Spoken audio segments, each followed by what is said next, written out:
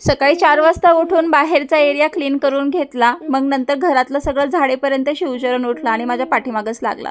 त्याला झोपी घातला आणि पुन्हा टॉयलेट स्वच्छ केला, कारण आज मला घरामध्ये करायचं होतं पेस्ट कंट्रोल. 2 ते 3 कॉक्रोचेस मला घरामध्ये दिसले. कॉक्रोचने पूर्ण घर भरेपर्यंत म्हटलं पहिला आपण ते प्रोडक्ट ऑर्डर करूया. तर मी ऑनलाईन ऑर्डर केलं होतं कॉक्रोच जेल.